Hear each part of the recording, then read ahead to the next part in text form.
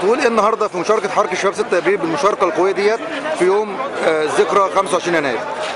هو احنا النهارده كان املنا ان احنا ننزل نحتفل بالثوره.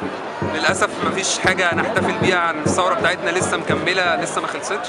كان نفسنا ان تبقى خلاص احنا نوصل لاهداف الثوره، والنهارده يكون يوم احتفالي لا اكثر. اللي حاصل انه الدوله ما حصلش فيها استقرار زي ما كنا عايزين، ما حصلش فيها ديمقراطيه زي اللي كنا بنأمل بيها.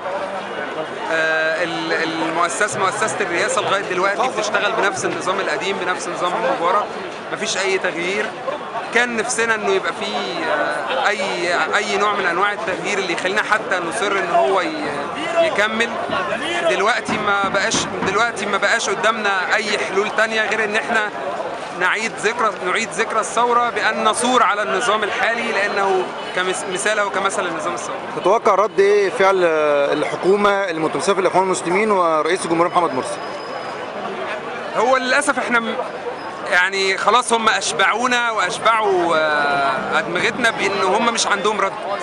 يعني حتى خلاص ما بقاش في مجال إنه الناس دي ترد بردود مقنعة، لأن احنا يعني حصل مواقف كتير اثبتوا لنا فيهم ان هم ما عندهمش اي رد مقنع وما عندهمش اي حلول منطقيه. هم دايما بيعتمدوا على رجال الدين في تسويق افكارهم، حتى لو كانت افكار غير دينيه بالمره. شكرا.